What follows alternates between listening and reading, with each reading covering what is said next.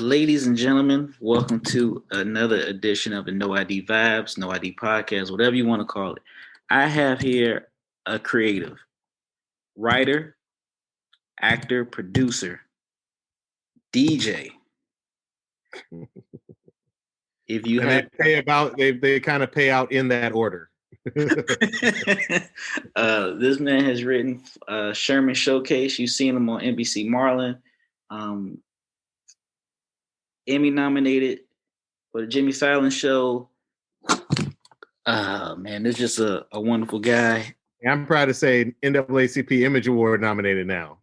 It means something. Yeah, it means something because when you start off in this business, like it's easy to be like, oh, I want to win an Oscar, I want to win an Emmy, but like when people see you, that's when you're like, oh, really? Y'all watch the show? Y'all like the show? Thank you for like it's a different level of appreciation for real. I'm sorry, I cut off your introduction though. No, I don't. It's all good. It's all good. It's all good. It's all good. Because I was telling my friends, I was like, I got Riddle on my podcast, and he's like, "What?" I was like, "Sherman Showcase, bro. Like we were just watching this on Sunday. We were just talking about it." So yeah, So I read that you graduated from Harvard. Harvard grad.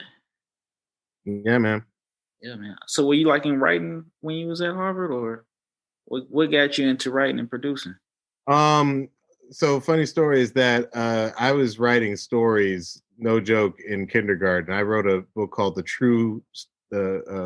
Real Book of Dinosaurs, and it was rampant plagiarism. Like I was copying the sentences out of my favorite dinosaur books, but I wrote them down really neatly, and I drew all my own illustrations, and I put it like a little bound, my father made me like this little thing of cardboard so it looked like it had a real cover, real hardback, and they put it up in the library at my elementary school, and that was the first time I got published, so to speak, was a Real Book of Dinosaurs. But throughout my elementary days, I would always just write stories, and but what was funny is somewhere around like middle school, I decided I was going to be a serious writer, and I started studying like what it took to be a journalist. When I got to Harvard, I was a history major because I felt like that.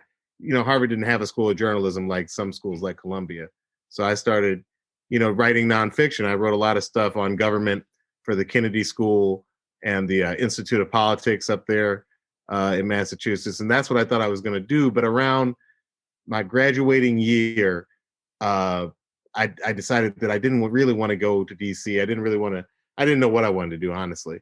And a woman who turned out to be Tom Cruise's production partner came to Harvard and gave a speech. And I talked to her afterwards, and she convinced me, oh, you should come to Hollywood, which I did. Around that same time, Bashir, my writing partner, Bashir Salahuddin, also decided he wanted to make the move to the West Coast. So we both ended up as assistants at movie studios. I was at Paramount.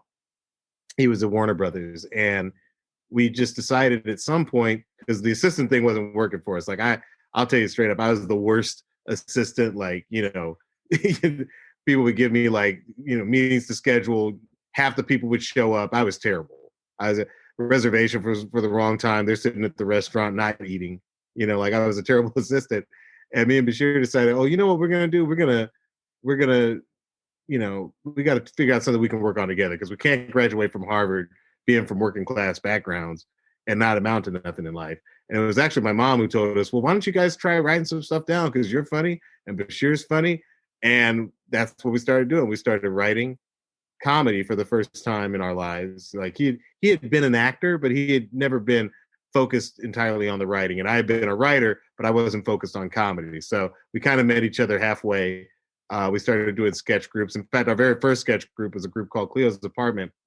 And I always look back and say, wow, we should do a reunion for that sketch group, because nobody was famous at the time. But I look back on who was in it. It was me and Bashir, Wyatt Snack, Robin Thede, Nika King, who you saw as Zendaya's mom on Euphoria, Nefertari Spencer, who's been in a bunch of our stuff, and Angela Yarborough. Like everybody in that group went on to bigger and better stuff. But at the time, which was 2006, everybody was out of college, just, trying to do something different.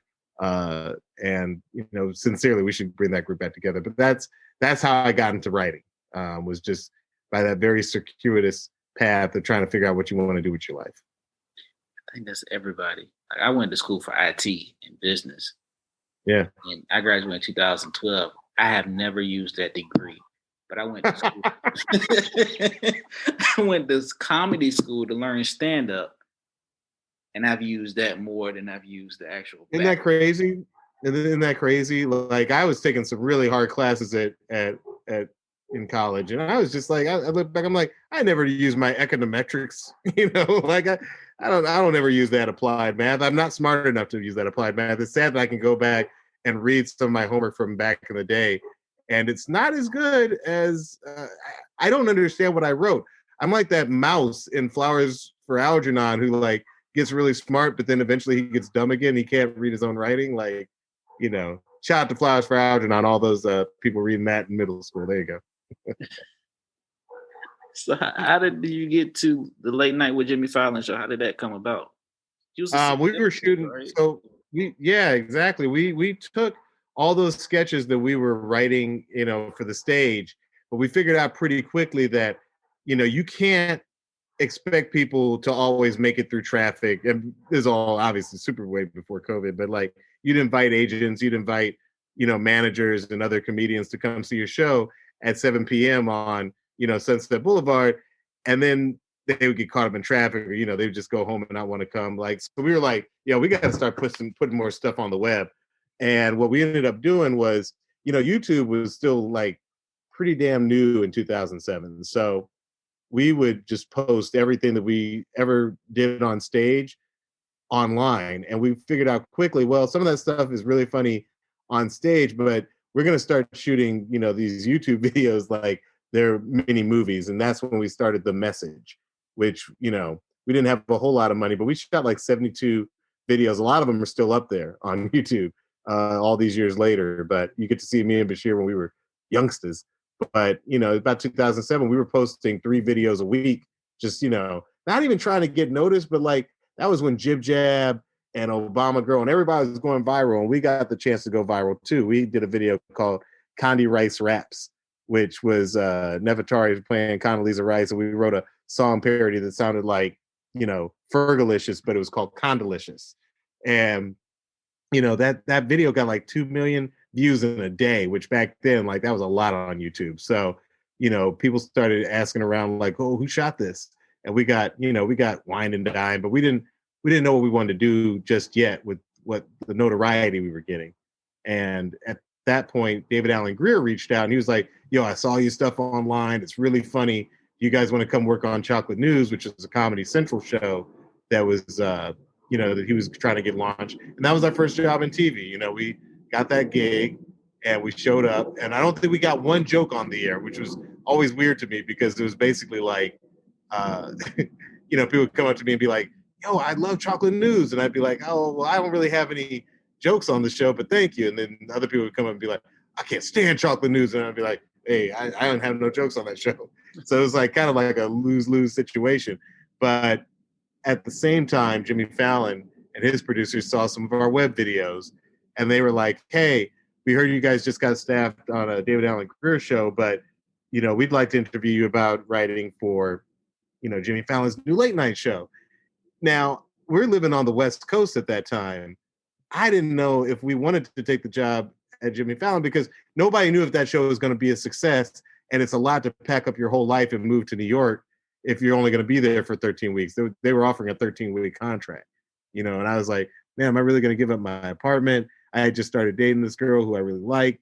It seemed like a big move, but we took it because, look, we were like, hey, we're only the 4th and 5th writers on the show. It's going to be a really small crew of writers. Let's just take the chance. So me and Bashir moved out there. I proposed to my girlfriend. Like, I was like, you just got to move to New York with me. We just took the big plunge and we ended up being there for 4 years. We wrote History of Rap with Justin Timberlake. We wrote Slow Jam the News all those years, including the time he did it with President Barack Obama. Got to meet Obama. Like we were there for a long time writing some of his biggest sketches. And it was actually around that time that we were writing those sketches. And I was like, we write a lot of music-based sketches. What if we just did a music sketch show? And about 6 years later, we pitched Sherman Showcase to IFC, and they gave it the green light. But it was during those years that we actually came up with the idea for Sherman Showcase, because we came up with tons of songs that you would never do on the Jimmy Fallon show, because that's not his audience. You know what I mean? Like that's not his kind of humor. The thing about Sherman Showcase, we get to do all the kind of music that we grew up loving, and also the edgy stuff like Drop It Low for Jesus that, you know, again, you'd never do on an NBC late night show. Not to mention the Montel Jordan estate sketch. Oh, you know what's crazy about Montel Jordan? We did that sketch. There are a couple of sketches. We did that Montel Jordan sketch with David Wayans Jr. We did Who Wants to Be a Chameleonaire? You know, like we did a bunch of sketches. We had some Keith Sweat jokes in there. I was like, these people are going to hate us. And sure enough, when those episodes aired, Chameleonaire reached out and was like, yo, I thought that was hilarious. And, you know, Montel Jordan reached out and he loved this is how he did it, the Montel Jordan story. Like, it's crazy to me and kind of cool that most people are actually good sports about that kind of stuff, because they know that we aren't coming with any kind of malice in our heart. I mean, like, who are we in the first place? These are like household names where I come from. So we're not trying to clown anybody. If anything, we're just trying to have some fun. So, you know, they're almost across the board. Even Media Takeout, which is not anybody's, you know, favorite source of news. Like, even Media Takeout was like, yo, we love the fact that you had Marlon Wayans playing the head of Media Takeout, doing all that crazy stuff. That's episode 4, I think. Like, that's one of my favorite pieces that we've ever done. And I knew for certain Media Takeout was going to hate us for it, and they ended up liking it. So they, you know, there you go. Yeah, and you know, I love Sherman Showcase, and then Southside. Yeah, man. SOG. That shit was Southside was like is an addiction, man. That's well, relatable. Listen, man, you know, we would have been back on Last OG for season 2. We worked on season 1. And then we sat down with Jordan, and he was like, I want you guys to come back. Jordan Peele, who was the executive producer of Last OG, he was like, love to have you guys back. And we told him we'd love to come back, but we're doing a very similar show in terms of it just being kind of like raw and just raw. We're doing a similar show at Comedy Central. And he was like, oh, I understand having your own show at Comedy Central. Go off and do that. And, you know, so we once again took a big risk and left an established show and went off and did Southside, which is cool because, you know, I grew up in Southwest Atlanta. Bashir grew up on the South Side of Chicago. Like, we understand what it's like to be from these neighborhoods that politicians and the media want to try and make it seem like they're not safe and everybody's huddled in a corner trying to dodge a bullet.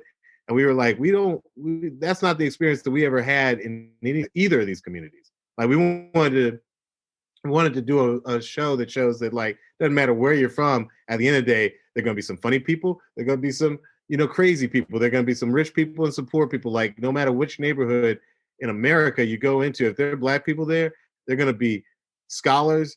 They're going to be some people, you know, working the streets. There's going to be a whole type of the whole rainbow of experiences that you're going to see from different types of Black people there. And that has always been the goal of Southside, is to let people know that it's not all like criminal. If you've ever watched Southside, you'll notice that it's not like crime of the week stories. You know what I'm saying? Like, we really try and paint it as realistically as possible, which is to show like the love and the laughter that develops in these communities, you know? Yeah, because the media, the politicians, the media, they do paint a picture like Black neighborhoods are rough and hood, and I'm gonna be. I feel more comfortable in those neighborhoods than I do in the suburbs. I live in the suburbs now. You know what I mean? Yeah, man, I'm serious. By the way, it's also a little bit of like what you know. You know what I'm saying? Like, I always said that one of the reasons I always supported community policing was because if you live in the neighborhood, you can see one dude and be like, oh, he's basically a nerd dressed up like Wiz Khalifa. You know what I'm saying? In a way that somebody from that neighborhood, not from that neighborhood, would just think, oh, he's a thug. You know what I'm saying? And similarly, like, you can see other people who look normal to outsiders, but everybody in the community is like, that brother's not quite right. You know what I'm saying? Like, we understand ourselves better than others are going to understand ourselves. So again, we just always wanted to do a show. One of our favorite movies is Coming to America.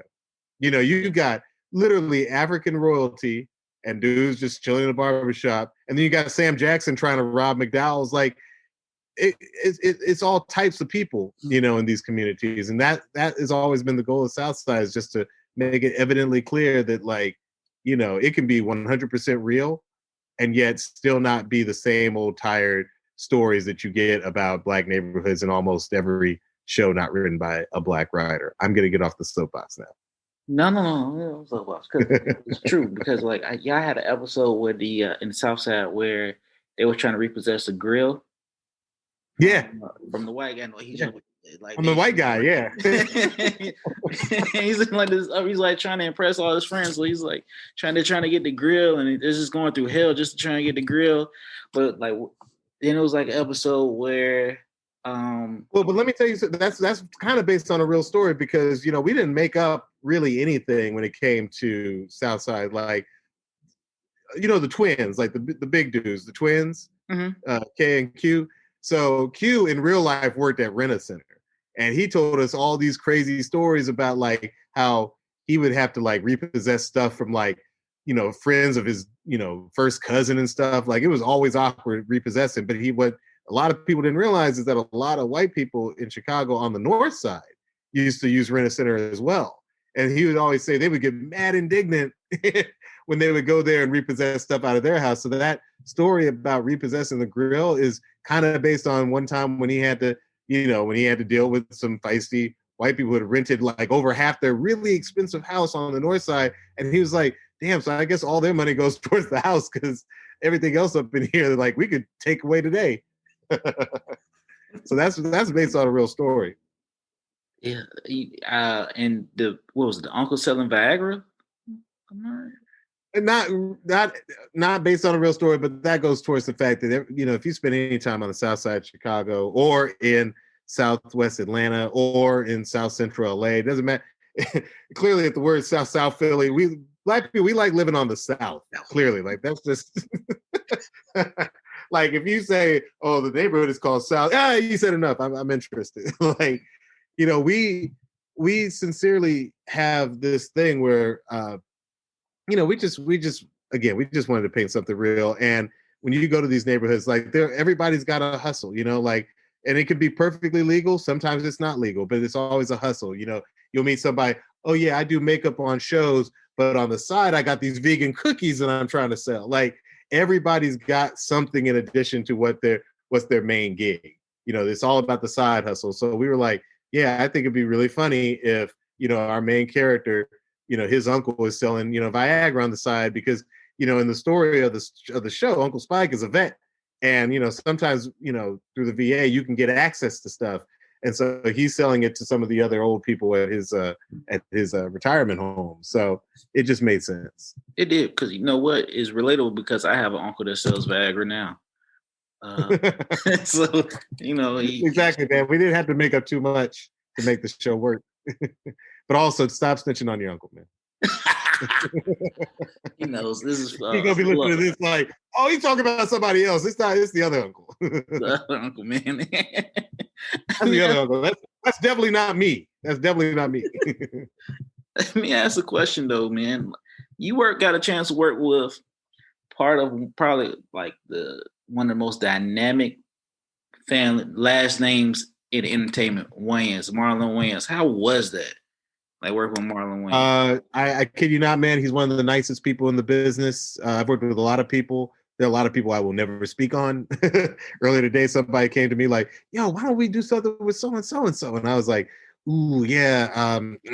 You know, there are a lot of gangsters in the business. There are a lot of people who are just not good people. You know, they can be manipulative or just mean and angry. And, you know, as soon as the camera comes on, they can be really happy. But, you know, there's a lot of that in this business. The thing I love about Marlon and his whole family is like, number one, because there's so many of them, they really help keep each other from going crazy and letting it all go to their head. Like they all keep each other in check. That's number one.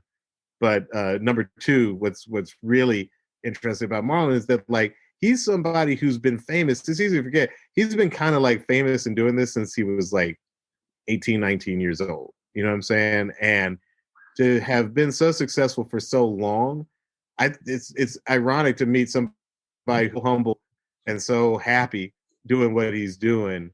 Not a weirdo, not, you know, out here doing like I always say to people, Marlon's legitimately the nicest person I've ever met inside this business or outside this business. Like, he's one of the nicest people I've met in life. And it's just because he cares about people. He wants to help people out. You know, he'll go all out of his way to help out a stranger, you know, if he feels like that person needs a boost. To the extent which we're currently working on, and this is something that's not been reported a whole lot of places. So I'm sort of giving you an exclusive. Okay. Since the Marlon NBC show is done, Marlon and I are working on a new show for him where he will basically be playing himself, but you can consider this almost like the real life R-rated. This is what it's really like to hang out with Marlon Wayans type show for HBO Max. And with any luck, hopefully, maybe we can have the show out by the end of the year. But we're just writing the pilot right now. We're just writing the pilot for the show. But it's basically going to let you know how Marlon is in real life. And the joke we always say is that he will go out of his way for his Uber driver. You know what I'm saying? Like, if his Uber driver just says something like, hey, you know, I'm a stand-up comedian too. Like, Marlon will be like, oh, word? Let me hear a little bit of it. Let me hear a little bit. And like, he'll literally sit there and like work with this man. I'm in the back of the car like, yo, we're about to miss what we came here for. And he's like, no, I want to hear more. I want to hear more. Like, I can't stress it up. Like, the dude just literally will look out, you know, for anybody. And I've hung out with a lot of famous people. I've never seen somebody more gracious when it comes to, you know, stopping for a selfie. Like, he just doesn't, there's no ego when it comes to him and coming into interaction with people who know and like his work. Like, you know, it's, to me, he is what people in this business should strive to be. And I know it sounds verbose, sounds like a lot, but I mean it. He's just a cool ass dude. I mean, you're a cool ass dude, but you work with a lot of heavy hitters like Larry David, Marlon Wayans, Brescia Webb, Essence Atkins. Risha Webb, Essence. I mean, like, I will say the cast of Marlon, the NBC Netflix show, you'll see all those faces on this new show because we are a family.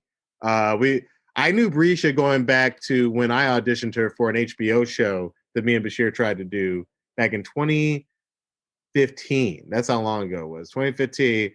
I was casting the role of a girl who had a crush on me, and Brescia walked in and had the whole room cracking up in her audition. And I was like, yes, that's the one.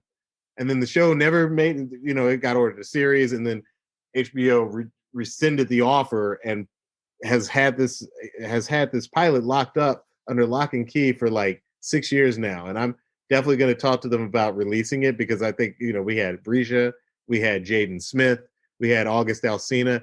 Actually, August Alsina met Jaden Smith on the set of this pilot. That's how crazy that is. So do with that what you will. We had Maya Rudolph, we had Genuine, we had Keith Sweat. It's a great pilot. And why they walked away from it, maybe that's a topic for another time. But it was a great show. So, like I said, Brescia was a part of that cast. When I came in for the first day of the table read of the Marlon show, I sat down. I saw Brescia Webb's name on the little card next to me. And I was like, wow, it's a small world. So I already knew her. Had never met Marlon a day in my life before my audition for Marlon. And Essence Atkins, obviously, I've been a big fan for a long time. She's great. Even the kids on that show were really solid, grounded kids. And I truly think that Notlam Taylor and Amir, like they're going to go places in life. It was just a great cast. You know, network politics meant that we didn't get to do a season 3 or 4, but we're very proud of the 2 seasons that are on Netflix. I'm proud of it. I mean, I was catching when it was just like original NBC, so I was locked in. Oh, that's great, man. Thank you. I mean, that's the thing. We were getting 5 million, 6 million viewers per episode, which is a lot more than other shows with not black casts that got 3 and 4 seasons. So you do the math. I mean, like we still live in this world where, you know, you know how like a lot of black parents will say you have to be twice as good. Sometimes you can be twice as good and the decision still doesn't go the way it's supposed to go, right? Like that's what's crazy. And I don't want to get into the politics of it, but let's just say there were people at the top of the NBC food chain back then who were not supportive of their black hit shows. And most of those black hit shows went away.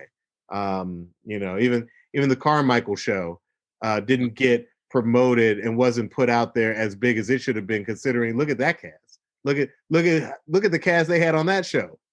and they only got a couple of seasons. So it's Hollywood. I will say this: Hollywood has definitely improved in terms of taking Black people at our word when we're like, hey, let us do what we want to do. Like, it's gotten better, believe it or not, since Marlon went off the air in 2018. 2019 was a year that things got better. 2020 with George Floyd and people starting to understand Black Lives Matter, like, and also a lot of and now we're getting into the business side of it. I hope I'm not boring anybody, but this is some inside the industry stuff. A lot of the I just gotta be frank, a lot of the old guard, a lot of older white men who probably did not know too many Black talent, did not know that many Black people. They probably just didn't know that many Black people. They probably knew they're like, made when they were growing up or something. Like, they weren't sweating us like that. A lot of those guys got fired between 2019 and 2020, and a lot more Black executives are like sneaking into the ranks of these networks, and we're getting more stuff on the air than we used to. And they're also spotting the success of the Donald Glovers and the Issa Raes, and they're like, oh, I want some of that. You know what I mean? Like, it's still a business. It's still show business, but and who knows how long it'll last, But for right now, like, things are better now than when certain executives made the decision to not renew Marlon to another season, made decisions to not pick up, a bunch of shows. There's so many shows that America never got to see because some white executive didn't get it. And that's unfortunate. Yeah. And I know that's a lot. I'm throwing a lot out there, but you know what? I want people to have as much of the inside stuff that I feel comfortable sharing.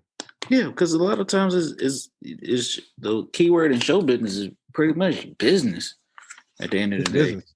Yep, it's a business, and it's weird to put art next to business, but some people are able to pull it off. Donald has done amazing things for the culture. Issa's done amazing things for the culture. Lena Waithe, amazing things for the culture. There are a lot more. Kenya, Barris, Ava. I always say that it helps to have an A at the end of your name. So if you're Kenya or Ava or Issa or Lena, Shonda, holy smokes, that's the key. Just put an A at the end of your name, y'all. So he gave you an exclusive. Yeah, there's your exclusive. An exclusive. Break the code, man. You broke the code. Don't worry, it's all good. Because I was like, man, I don't know. I ain't even got no words to say. You know what I mean? Like, it's like when they like Jordan meets LeBron. I'm not saying I'm LeBron or I'm in Jordan status, nothing like that. This is what it's pretty much like. Looking at the backside of representation on both sides of the lens and actually speaking and conversing with you. Be honest with you, I ain't know if I'll get a response back because there's been a lot of people I've hit up and they never reply back, or they've replied back like, yeah, I do it, and they don't do it, or whatever the case may be. So I'm blessed to have you on my podcast. Now, I always ask people. If the people don't even hit you back, it's still all good because sometimes I don't hit everybody back, but that's not because anybody. Look, some people think they're better than everybody, right? Mm-hmm. Some people are just like, I got 8 scripts to get done, and I got to get these things done. You know what I'm saying? So, you just take it at a time. Like right now, I'm writing so many different projects that, like, I like to take some time out and talk to some people who I think, have the audience that can use and benefit from this knowledge being out there. Because when I was coming up, there were no podcasts, and I feel like the knowledge was all locked up somewhere. You know what I'm saying? Like, I feel like just between you and your audience, like if we can share the information with each other, then that's going to help the next person. You know what I'm saying? So, thanks. This to me is like a talk. It's almost like the opportunity just to get some information out there and let people know, what's going on.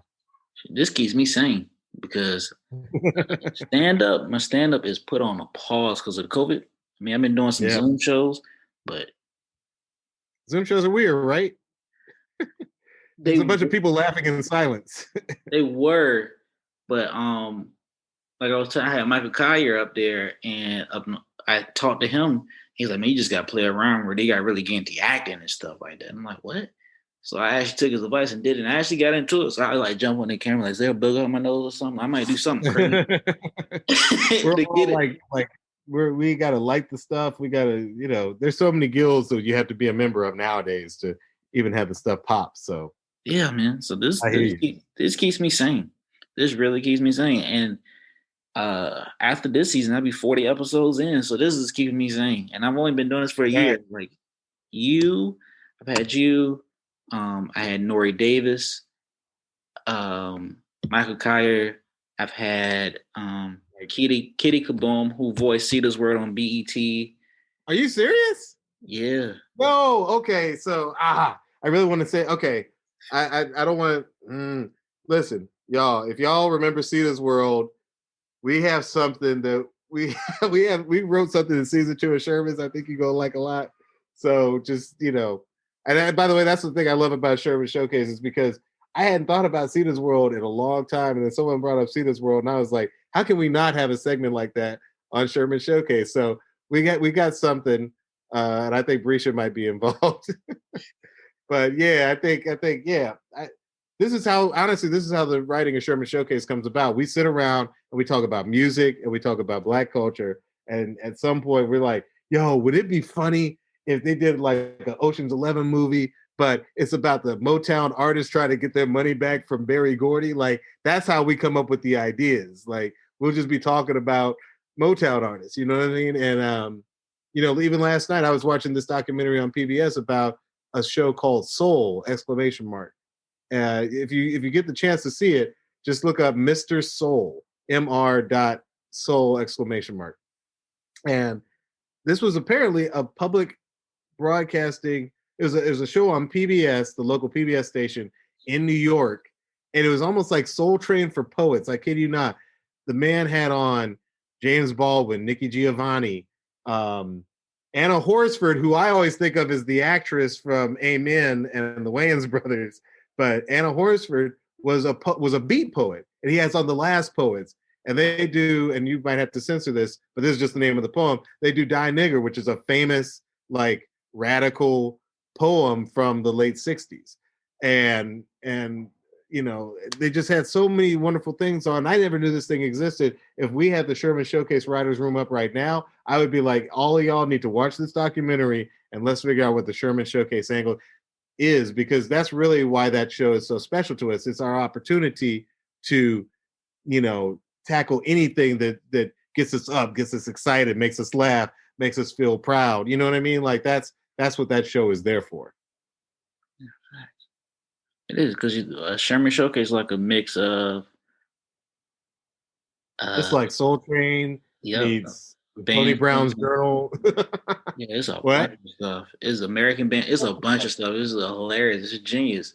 And Like we who and would we throw in those movie trailers because we're like, yo, this should be a movie. Like everything you see on Sherman Showcase, like we're down to make the movie version or the full TV version. Like, the Black People Was Right movie was basically our like, hey, we should do a movie where we should do a TV show where it's like the X-Files, but every conspiracy theory that they go chasing after turns out to be true.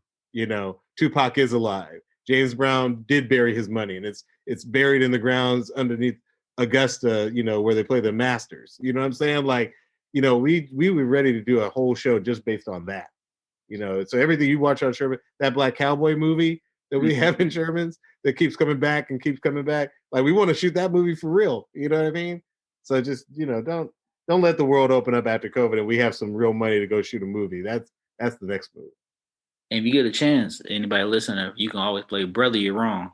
By the way, Bashir has a habit of being like, brother, you're wrong. We were like, he was like, what if we just did a sketch called Brother You Wrong? Same way we Get Your Boy. Like, we were like, anytime someone says Get Your Boy, it means he's messing up. And we were like, what if that was a game show, Get Your Boy, and the contestants had to decide at what point do you get your boy? Like, it's just, it's Bashir and I both come from large families. And if you come from a large family, you know that when everybody's sitting around the dinner table, it's really like a comedy cipher. Like everybody is basically trying to get in the biggest laugh with mom and dad. So that's the family he came up in. That's the family I came up in. And for both the Sherman Showcase and Southside Writers Rooms, we just try to replicate that. Everybody's sitting around the dinner table trying to make everybody laugh. And that's why the majority of our writer staffs on both shows are Black. We always joke that we let in 1 or 2 minority writers, aka white writers, sit in with us. But you better believe they earned that spot. Get your boy. Man, I tried to play Brother You're Wrong at work, and it didn't work. It didn't work at all. I was like, Brother You're Wrong. I was like, oh shit, ain't nobody gonna get this what I'm talking about. We gotta bring that one back. Shout out to Dave Hellam, who's a great stand-up comedian from Chicago, and Tiffany Haddish for coming through the day of. Lil Rel came through the day. I was posting online. I was posting on Instagram stories like, back on set. Rel hit me up like, yo, I'm near Glendale. Can I come through and just shoot with y'all today? We were like, of course. And he came through and shot a whole bunch of stuff that day. So, it's I'll be happy when we can just do spontaneous stuff like that and not get tested. I'm doing an episode of Insecure next week. I can't say what role I'll play, but you got to get tested like 10 days out. All that spontaneity of like, yo, I'm coming through the set. Give me something to do. Like, none of that's happening right now. Like, it's just the COVID thing has really affected the mood on set. And I'm hoping that we can just hurry up and get vaccinated and get past this. If you ever need an extra for Sherman Showcase, hey man, we shoot in Glendale, California. That's why we always joke. We call it Glendale, California, the entertainment capital of the world, because anybody who has ever been to Glendale, California knows that is not the case. I apologize. I have a big dog, and he's barking at some people walking past the house. So there you go. It's all good. My thing with the show, with the podcast, when I saw All Eyes on Me, when they was recording Brenda's Got a Baby, he was like, man, keep it raw. I like to keep it raw, to be honest with you. Because I like the authenticity of the content of the conversation. So I really don't edit unless it's like something bad, like maybe the Wi-Fi connection is bad or something. You start buffering up. That's the only time I really do it, because a lot of times with my podcast, I like to say there's more content than anything. Like it usually with the show, you're either gonna get one of the two or you're gonna get both. It's either whoever's up here is gonna get their flowers, which you are getting, or they're gonna get jewels, which you just drop. You drop mad jewels. So I'm gonna open up a store called Flowers and Jewels, and you're gonna get both. You can show up at the store and get both. There we go. I appreciate you coming out. Well, not coming out. Well, I appreciate you even replying back and doing the interview. You get a chance, I sent you a bunch of messages in your DMs. If you need a laugh, man, you can just go ahead, click my video, see my stand-up. It's been about 5, 6, 7 minutes. My first time doing this. After actually I came out of comedy school back in 2019. But if you guys want to listen now, where did you study? Where was the comedy school? Virginia Beach Funny Bone. And from there, once I graduated, I still was going to classes. I was going to the Performance Playground venue on 35th Street.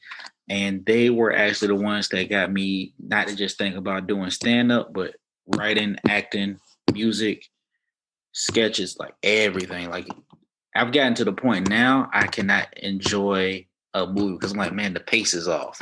Oh man, this is off. I watched It and I was like, man, why was I afraid of the first 2 It's when they originally came out? This movie is pretty much.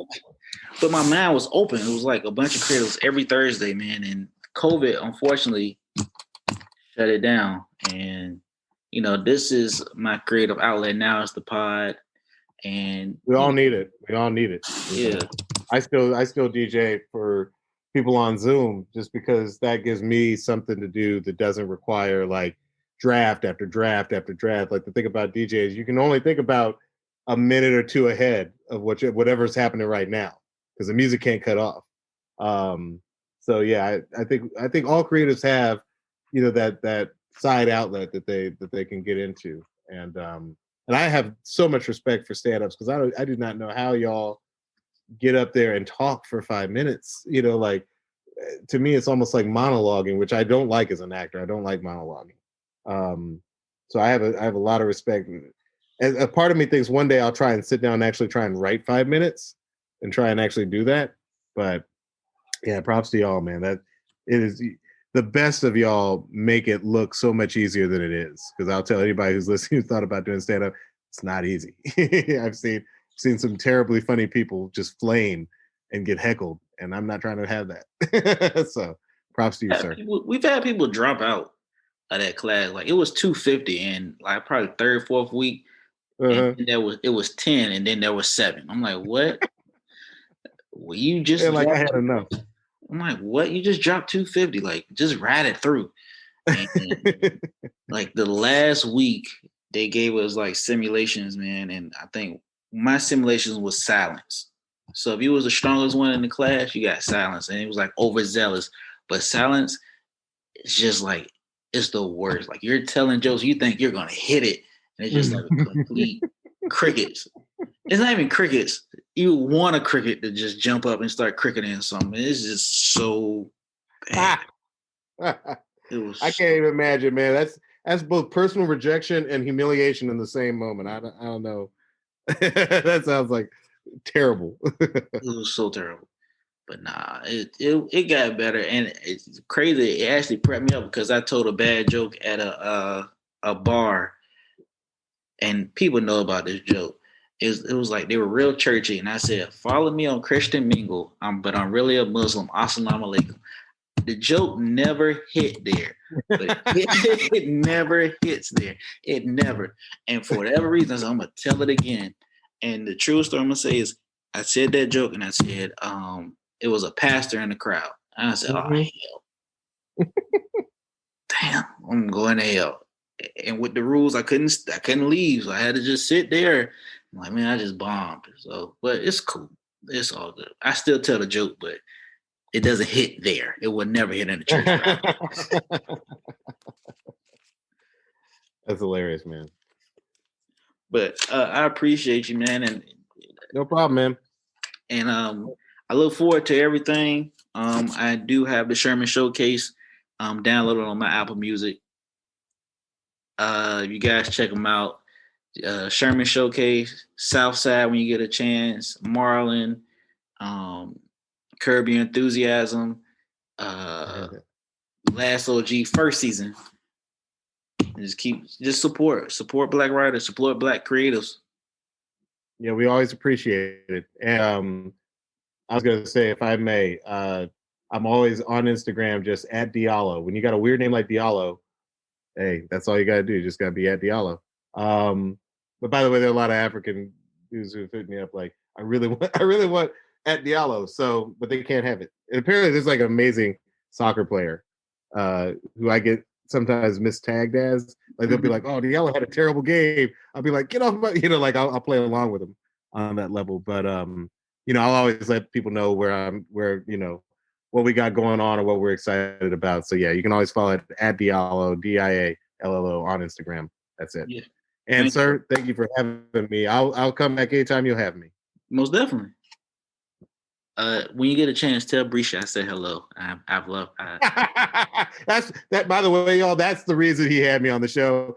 He wants to say hi to Brisha. You know what? I'll definitely oblige. Brisha's the best, man.